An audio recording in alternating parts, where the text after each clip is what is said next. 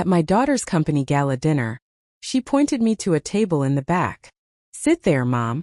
It's better for the visual arrangement. She had no idea who the main investor was. Subscribe to the channel for more stories like this, and comment the city you're watching from. No mother expects to be humiliated by her own daughter. Yet there I was, standing in the middle of Katherine's company gala, being pointed toward a secluded table in the corner. Just sit over there, Mom, Katherine said, barely looking at me as she gestured toward a small table partially hidden behind a large column. It's better for the visual organization. I clutched my handbag tighter, feeling the eyes of nearby guests on me. At 65, I'd spent extra time getting ready tonight, my silver hair carefully styled, wearing the navy blue dress I'd splurged on just for this occasion. I wanted to make Katherine proud. Wouldn't I be sitting with you, dear? At the family table? I asked quietly. Katherine's smile tightened, the kind of smile I'd seen too often lately, professional, distant, not reaching her eyes. There isn't a family table, Mom. Everyone's strategically placed according to their importance to the company. The words hit like a slap. According to their importance. I nodded slowly, understanding exactly what she meant. I was unimportant, irrelevant, a liability to be tucked away. Of course, I murmured, forcing a smile. I understand. Great. Katherine's attention was already drifting to a group of sleek executives entering the ballroom. The investors are arriving. I need to go greet them. She walked away without another glance, her black designer dress fitting perfectly, her confidence radiating with every step. I made my way to the isolated table, each footstep feeling heavier than the last. The table was set for one. Just one. My chest tightened. I wasn't even worth seating with other guests. Would you like some water, ma'am? A young waiter appeared, pity clear in his eyes. Yes, thank you, I said, grateful for the small kindness. As I settled into my chair, I had a perfect view of Katherine working the room. My daughter, the CEO of Monarch Tech. My brilliant, ambitious girl who once ran to me with every accomplishment, every fear, every dream. Now she could barely spare me a glance. When had she become this person? This woman who treated her own mother like an embarrassing afterthought? I watched her laugh with investors, her hand touching their arms for emphasis, her posture perfect. She'd learned to command a room, but somewhere along the way, she'd forgotten what truly mattered. Ladies and gentlemen, a voice announced over the speaker system. Please take your seats as we begin tonight's celebration of Monarch Tech's 5th anniversary. The crowd moved toward their tables, executives with executives, clients with clients, everyone in their proper place. Katherine sat at the center table, surrounded by her board members and highest-profile investors. She didn't look my way. My water glass trembled slightly in my hand. Little did she know that the strategic organization she prided herself on was fundamentally flawed.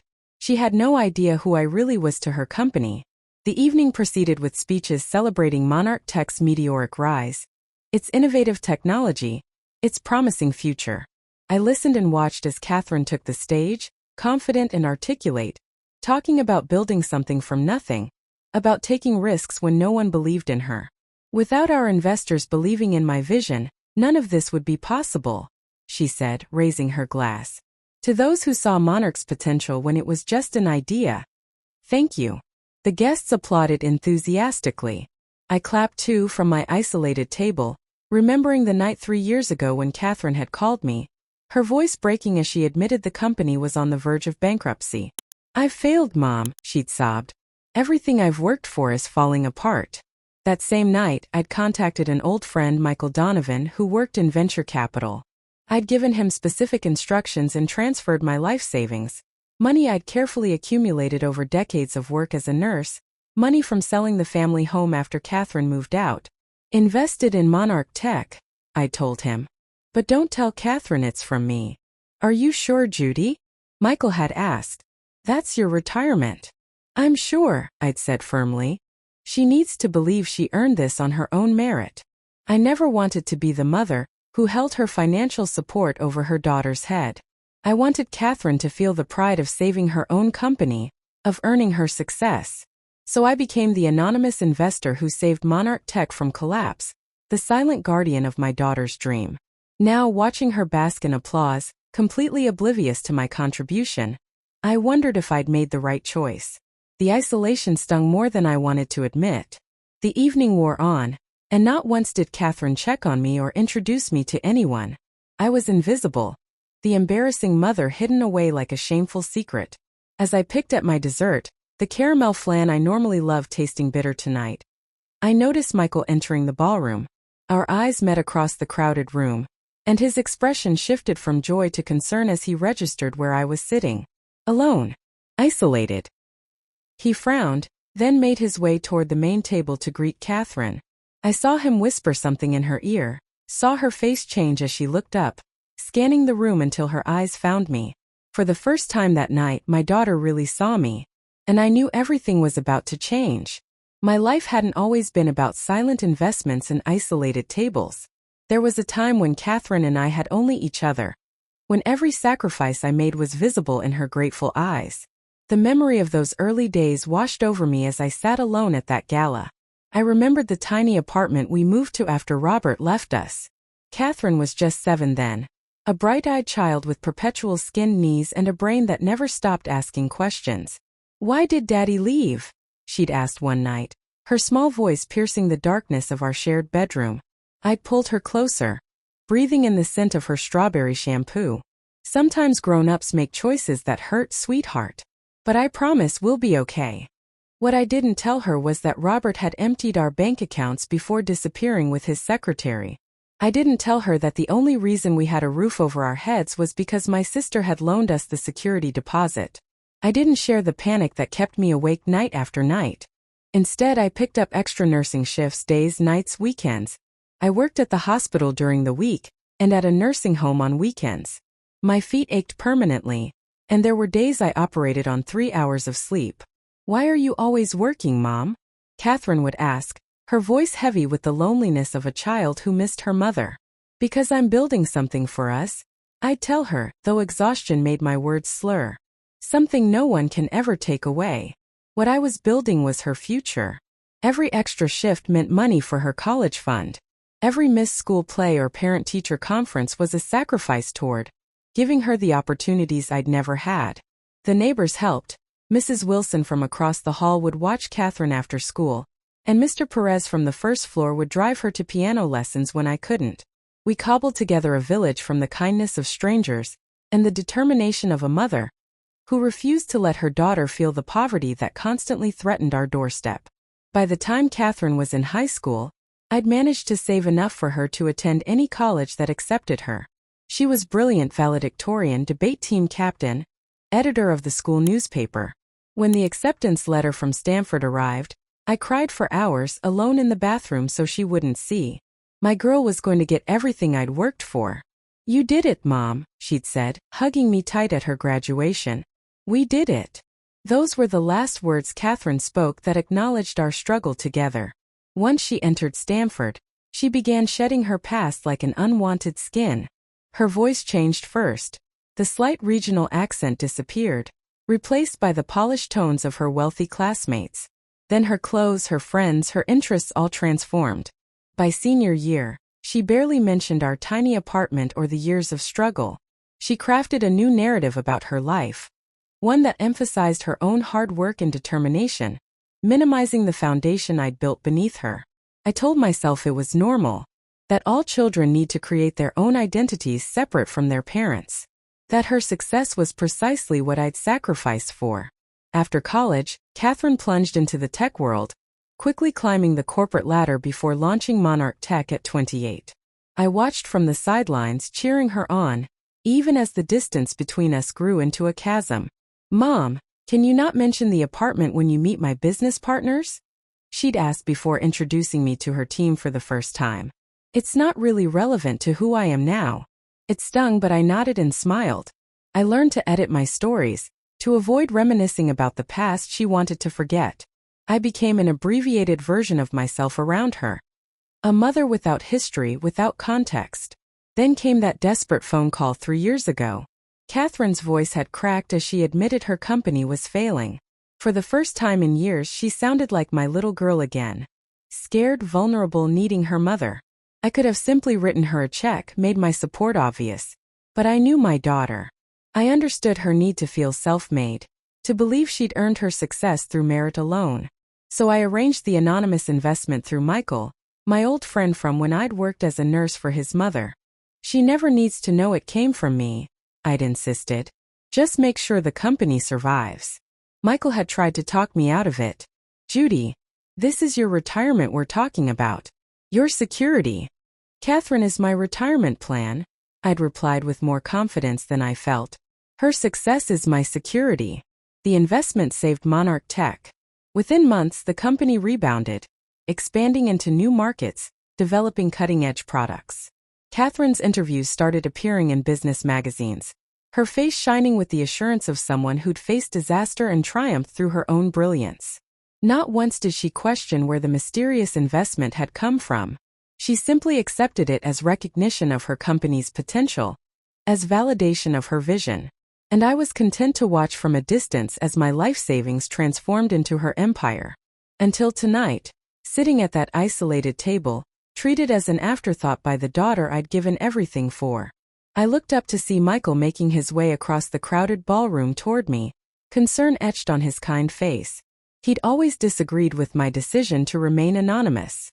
"This isn't right, Judy," he said quietly, taking the empty seat beside me. "You shouldn't be sitting here alone." "It's fine," I lied, the words sticking in my throat. Michael's eyes hardened. "No, it's not. Do you know what she told people about you? That you're just her mother who doesn't understand business. That she succeeded despite her upbringing, not because of it." Each word felt like a needle piercing my heart.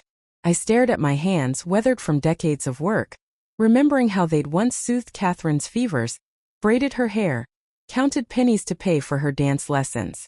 "It's time she knew the truth," Michael said firmly, standing up. "Whether you like it or not."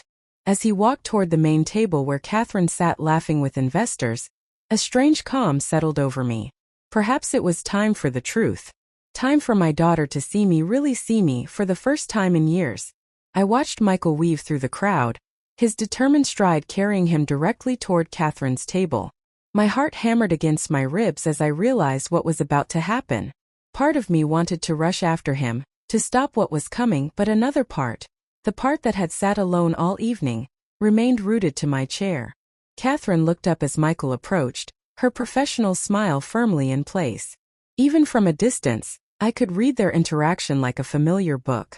Her warm greeting, the way she gracefully indicated the empty chair beside her, the practiced tilt of her head as she listened to whatever Michael was saying. Then everything changed. Katherine's smile faltered. Her spine stiffened. She shook her head firmly, saying something to Michael with obvious disbelief.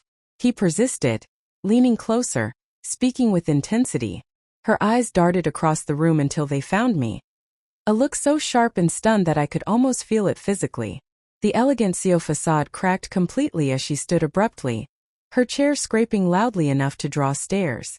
She said something terse to her tablemates before marching toward the stage, Michael following close behind. A moment later, the sound system crackled. "Ladies and gentlemen, I apologize for the interruption," announced the event coordinator, looking confused. "Ms. Nelson has requested the floor for an unexpected announcement." The buzz of conversation died down as Katherine took the microphone, her face pale. Michael stood just off stage, arms crossed. She cleared her throat, her usual confident public speaking voice noticeably strained. "I've just received some surprising information," she began, her eyes scanning the crowd until they landed on me again. "Information that requires immediate acknowledgement." My stomach twisted. This wasn't how I wanted it to happen. Publicly, dramatically, with hundreds of watching eyes. 3 years ago, when Monarch was facing bankruptcy, an anonymous investor stepped forward with the capital that saved us. Katherine's voice steadied slightly as she fell back on familiar talking points. That investment not only rescued our company, but enabled our expansion into what we are today. Murmurs rippled through the audience. This wasn't news to anyone in attendance. What I didn't know, what I never suspected, Katherine's voice caught, was that this investor was my mother, Judy Nelson. The room went completely silent. All heads turned toward my isolated table. My mother invested her entire life savings to save my company. Anonymously. Without recognition. Without even telling me. Katherine's professional composure crumbled further with each word. I wanted to disappear. This spotlight was everything I'd avoided my entire life. I'd never sought recognition for the sacrifices I made for Katherine. That wasn't the point of motherhood. And tonight, Katherine continued, her voice now thick with emotion, I seated her at a table by herself, behind a column, away from everyone else. The silence in the ballroom grew heavier, pressing down like a physical weight. I could feel the collective judgment of the crowd, their second-hand embarrassment, their pitying glances. "Mom," Katherine said directly into the microphone, looking straight at me. "Would you please come up here?" All eyes followed me as I slowly rose from my chair. The walk to the stage felt endless, each step deliberate as I tried to maintain my dignity. I didn't want Katherine's shame or her guests' pity. I just wanted my daughter to see me, truly see me again. As I reached the stage, Katherine extended her hand. I took it, surprised by how cold her fingers felt against mine. Up close, I could see the mascara smudged beneath her eyes, the flesh on her cheeks. "Ladies and gentlemen," she said, her voice stronger now, "the true founder of Monarch Tech, my mother Judy Nelson." The audience erupted in applause, thunderous, immediate, and somehow worse than the silence had been. This wasn't what I wanted. I hadn't invested in Katherine's company for applause or recognition. I'd done it because that's what mothers do. They build safety nets their children don't see. Katherine handed me the microphone, clearly expecting me to say something. I looked out at the sea of faces, executives in expensive suits, tech journalists documenting every moment, Katherine's employees watching with fascination. "Thank you," I said simply, "but I'm not the founder of anything. I'm just a mother who believed in her daughter." I handed the microphone back to Katherine and stepped away from the spotlight. The applause continued as I made my way down the steps at the side of the stage, my only thought to find a quiet place away from all these staring eyes. Before I could reach the exit, I felt a hand on my arm. I turned to find Patricia Williams, one of the board members I'd been introduced to years ago at a holiday party. "I always wondered where Katherine got her backbone," she said quietly. "Now I know." Others approached, investors, business partners, employees, all with similar comments. Their respect felt genuine, but all I could think about was finding somewhere quiet to process what had just happened. I finally managed to slip away to a small antechamber off the main ballroom. Sinking into a plush chair, I closed my eyes and took my first deep breath since Michael had approached Katherine's table. The door opened, and I knew without looking that it was my daughter. Her perfume, expensive and subtle, filled the small room. "Why didn't you tell me?" Her voice was barely above a whisper. I opened my eyes to find Katherine standing before me, looking younger and more vulnerable than she had in years. The corporate mask had completely fallen away, revealing the daughter I remembered. The one who used to crawl into my bed during thunderstorms, who cried when she got a B+ on her chemistry final. Would it have mattered? I asked gently. Of course it would have mattered. The words burst from her. "Do you know what people are saying out there? That I'm ungrateful. That I'm ashamed of my own mother. That I'm—" "This isn't about what people are saying, Katherine," I interrupted, suddenly tired of the pretense. "This is about us. About what happened to the daughter who once knew exactly what I sacrificed for her future." Katherine sank into the chair opposite mine, her perfect posture crumbling as she leaned forward, elbows on her knees. "I never meant to hurt you," she whispered. But she had. And now, watching her struggle with the public revelation of her behavior, I realized we had reached a turning point from which there was no going back. The morning after the gala, I woke to the insistent chiming of my phone. Texts, voicemails, and email notifications had accumulated overnight. Some from old friends who'd seen the news, others from reporters seeking interviews. The story had leaked exactly as I'd feared. Tech CEO humiliates mother who secretly saved her company. Read one headline that a neighbor had sent me. I turned my phone off and sat at my kitchen table, cradling a cup of tea. My modest apartment felt like a sanctuary now. Away from the noise, the stares, the drama that had unfolded last night. Here, surrounded by the quilt my grandmother had made, the family photos on the wall, the worn but comfortable furniture I'd chosen, I could breathe again. The doorbell rang at precisely 9 o'clock. I knew who it was without checking. Katherine had always been punctual even as a child. When I opened the door, I barely recognized my daughter. Gone was the sleek, polished CEO. Instead, Katherine stood there in jeans and a simple sweater, her face free of makeup, her hair pulled back in a messy ponytail. She looked exhausted. "Can I come in?" she asked, her voice smaller than I'd heard it in years. I stepped aside, allowing her into the apartment she had visited less and less frequently as her company grew. She glanced around as if seeing it for the first time. Taking in the stack of nursing journals on the coffee table, the watercolor landscapes I'd painted in my community art class, the bookshelf overflowing with mystery novels. "You've redecorated," she said, awkwardly filling the silence. 3 years ago, I replied, returning to the kitchen to pour her a cup of tea. "After I sold the house." Katherine followed me, her movements hesitant. "That's when you invested in Monarch." It wasn't a question, but I nodded anyway. "I sold the house, liquidated my retirement fund, and used everything I had." "Why didn't you tell me?" she asked again, the same question from last night, but softer now without the defensive edge. I placed the tea in front of her and sat down. "Because you needed to believe you'd saved yourself. You needed to feel like you'd earned your success." "But it was a lie," Katherine whispered, staring into her cup.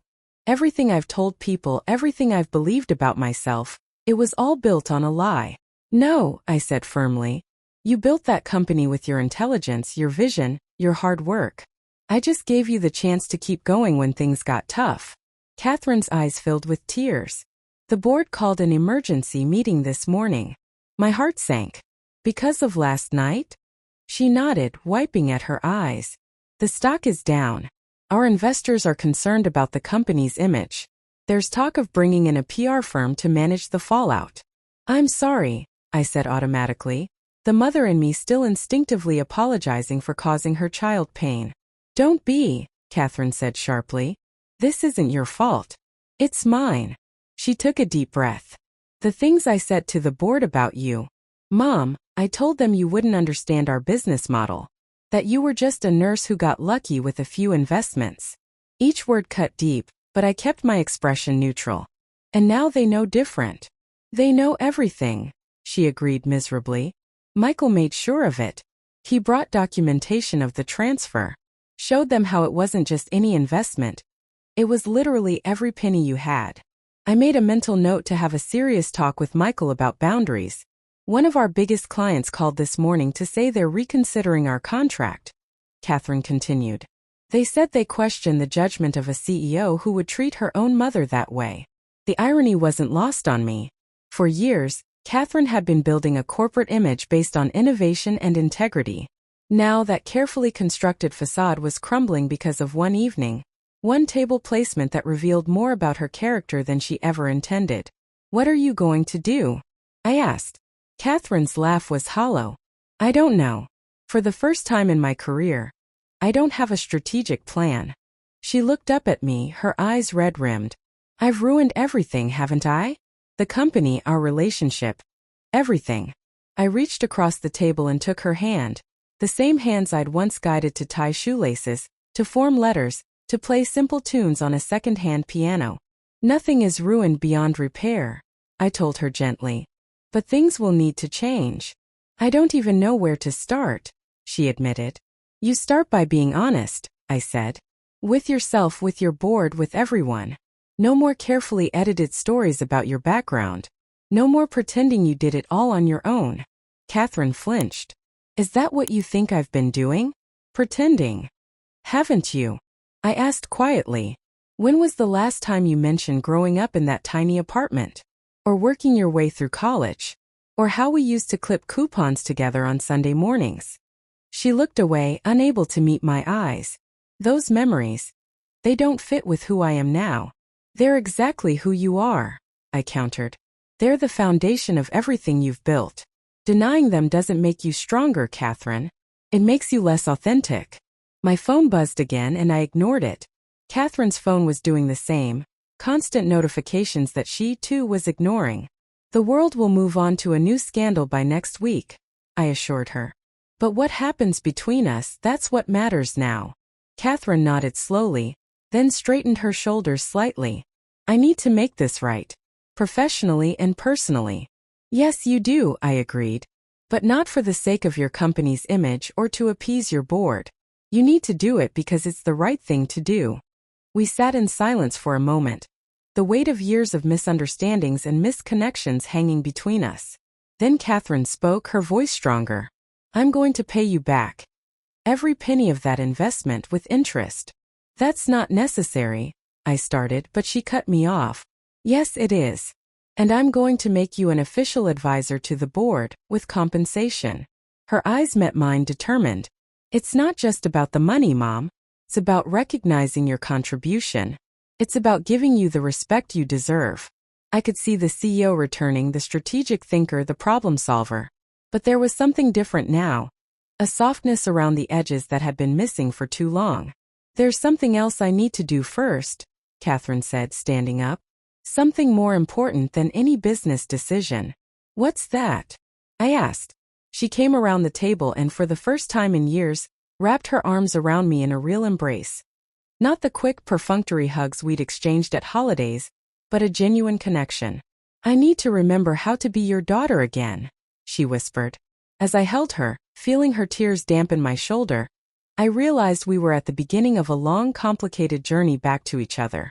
The path wouldn't be easy or straight, but at least now we were both walking in the same direction. The fallout from the gala continued for weeks. Katherine faced it head-on, with a directness that surprised me. Rather than hiding behind PR specialists or corporate statements, she scheduled a company-wide meeting and told her employees everything. About growing up in a single-parent household, about my years of sacrifice, about the anonymous investment that saved Monarch Tech. My mother taught me perseverance, she told them, her voice clear over the video call she'd set up so I could watch from home. But somewhere along the way, I forgot that lesson and many others she gave me. The press coverage gradually shifted from scandal to redemption story.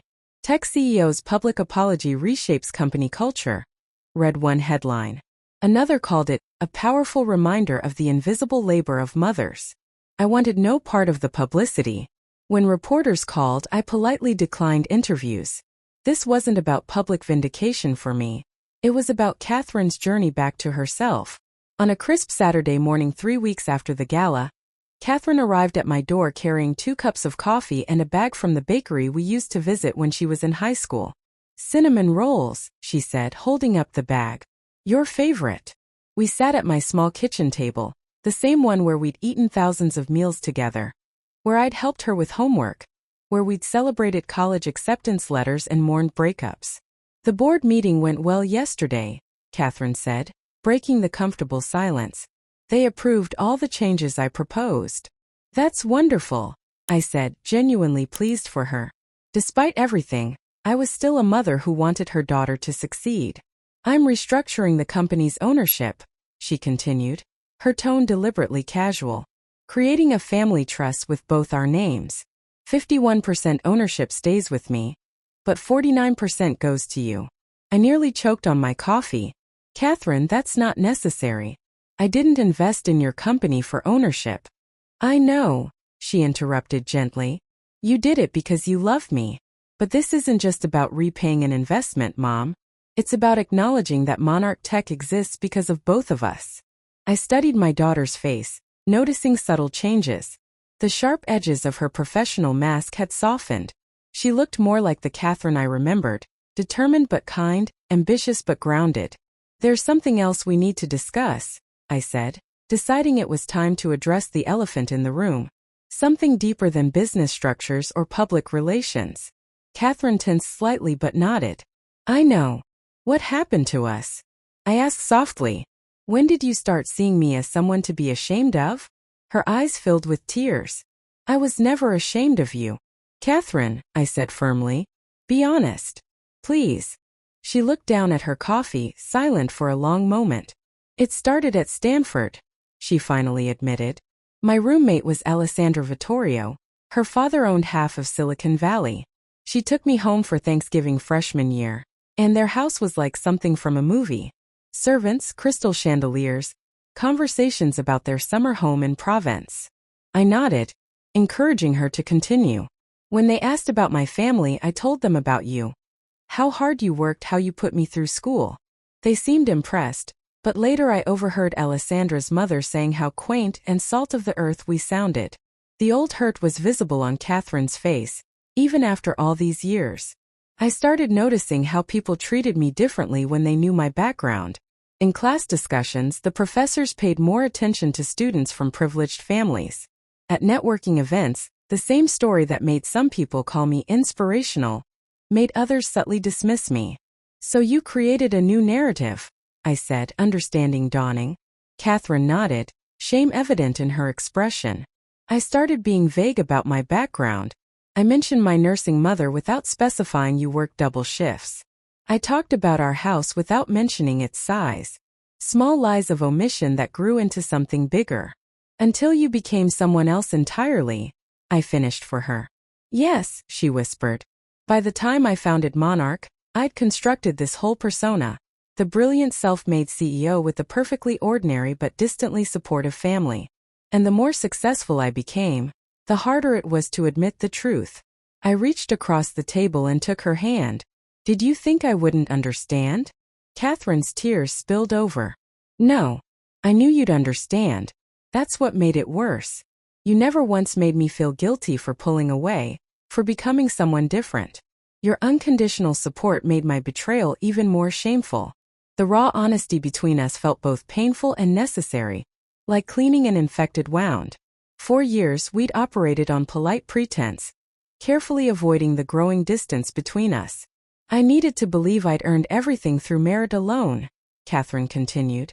Admitting your role meant acknowledging my privilege, the privilege of having a mother who would sacrifice everything for me. It was easier to pretend I'd done it all myself. We all need help sometimes, I said gently. There's no shame in that. I know that now, she replied, wiping her eyes. But I had to learn it the hard way. The night of the gala, when Michael told me the truth about the investment, it was like the floor collapsed beneath me. Everything I thought I knew about my success story was suddenly different. I squeezed her hand. Your success is still yours, Katherine. My investment doesn't change the fact that you built an innovative company with your intelligence and hard work. But I couldn't have done it without you, she said firmly. That's the truth I've been running from. We sat in silence for a moment, the morning sun streaming through my kitchen window, illuminating dust motes dancing in the air. I don't know if you can forgive me, Katherine said finally, her voice small. I wouldn't blame you if you couldn't. I thought about forgiveness, how it wasn't a single moment but a process, a daily choice. How it required not just letting go of past hurts but building something new in their place. I already forgive you, I told her truthfully. But rebuilding trust will take time. For both of us. Katherine looked up surprised. Both of us? What do you need to rebuild? I enabled some of this, I admitted. I was so afraid of losing you completely that I accepted the crumbs of your attention. I told myself it was enough to see you succeeding, even if it meant I had to make myself smaller in your life. My daughter's face crumpled with fresh grief. I never wanted you to be smaller. I know, I assured her. But from now on we both need to be honest with ourselves and with each other. No more hiding, no more pretending. Katherine nodded, a glimmer of determination returning to her eyes. I want to start over. Not just for appearances or for the company, but for us. As we finished our now cold coffee and slightly stale cinnamon rolls, I felt something shift between us. A tentative bridge forming over the chasm that had separated us for too long. It wasn't a complete repair, not yet. But it was a beginning. 1 year after the gala that changed everything, I stood in my kitchen preparing for another dinner. This time, though, it wasn't a corporate event with assigned seating and strategic placements. It was a simple family gathering in my apartment, now renovated thanks to Katherine's insistence, though I'd refused anything too extravagant. Need any help? Katherine called from the living room, where she was setting the table with my everyday dishes. You could chop these peppers, I suggested, smiling as she immediately washed her hands and took up the knife. We worked side by side, falling into the easy rhythm we'd rediscovered over the past year. Every Sunday without fail, Katherine came to my apartment for dinner. Sometimes we cooked together. Other times we ordered takeout. The food didn't matter. It was the connection we were nourishing. Michael just texted, Katherine said, checking her phone. He's running about 10 minutes late. I nodded, secretly pleased. Michael had been a regular at our Sunday dinners for the past few months. What had started as business discussions about Monarch Tech had gradually evolved into something more personal between them, a development I watched with quiet satisfaction. The quarterly report looks good, Katherine continued, expertly dicing the peppers. We've recovered from last year's dip and then some. Monarch Tech had indeed weathered the storm. After the initial media frenzy died down, Katherine had transformed the narrative, using the experience to reshape both her company's image and its values.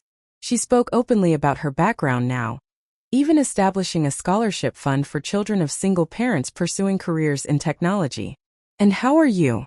I asked, focusing on my daughter rather than her company. "Not just professionally, but really?" Katherine paused, knife hovering over the cutting board. "I'm good," she said thoughtfully. "Better than I've been in years, actually." I could see the truth of it in her face. The constant tension she'd carried for so long, the strain of maintaining her carefully constructed image, had faded. In its place was a quiet confidence that came not from external validation but from internal alignment. "I had lunch with Alessandra Vittorio yesterday," she mentioned casually. My eyebrows rose in surprise. "Your old roommate? The one with the mansion?" Katherine nodded, a wry smile playing at her lips. "The very same. Her family lost everything in a bad investment scheme. She's starting over, working entry-level at a marketing firm." "That must be difficult for her," I said, genuinely sympathetic. "It is," Katherine agreed. "But do you know what the strangest part was? She told me she always envied me." "Envied you? For what?" "For having a mother who taught me how to work hard. Who showed me that failure isn't the end." Katherine set down the knife and turned to face me fully. She said her parents never prepared her for adversity, because they never expected her to face any. I thought about all the adversity we'd faced together. The lean years after Robert left, the times our electricity was shut off, the nights I'd come home from double shifts too exhausted to do anything but collapse into bed. "I wouldn't have chosen that life for us," I admitted. "If I could have given you an easier path, I would have." "I know," Katherine said softly, "but I'm grateful for the path we had. It made me who I really am beneath all the pretenses I created." The doorbell rang, and Katherine went to let Michael in. I heard their warm greetings, the soft murmur of conversation in the hallway. When they entered the kitchen together, Michael carrying a bottle of wine and a bouquet of tulips, I noticed the easy way they moved around each other, comfortable, synchronous. "These are for you, Judy," Michael said, handing me the flowers. "A small thank you for another Sunday dinner invitation." "You're always welcome here," I told him sincerely, "even when you're not bearing gifts." Over dinner, the conversation flowed naturally between personal stories and business discussions.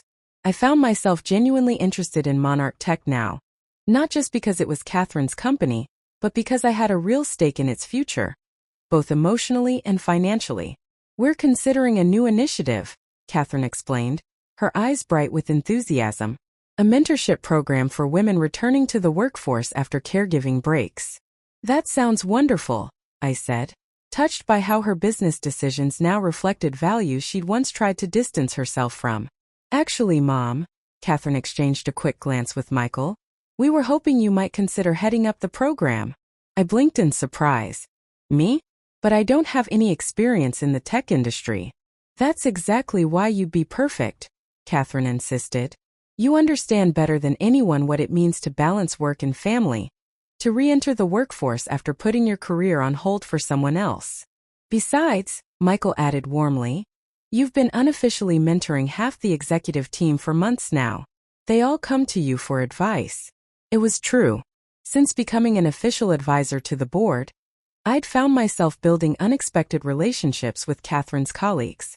My years of nursing had taught me how to listen, how to solve problems under pressure, how to build trust quickly, skills that translated surprisingly well to the corporate world. "You don't have to decide right now," Katherine assured me, seeing my hesitation. "Just think about it." As dinner progressed to dessert, a homemade apple pie we'd baked together that afternoon, I found myself contemplating the unexpected turns my life had taken. At 66, when many of my nursing colleagues were settling into retirement, I was embarking on an entirely new chapter. After Michael left, Katherine helped me with the dishes, another Sunday ritual we'd established. As she dried the last plate, she said quietly, "You know, I've been thinking about the house." "What house?" I asked, wiping down the counter.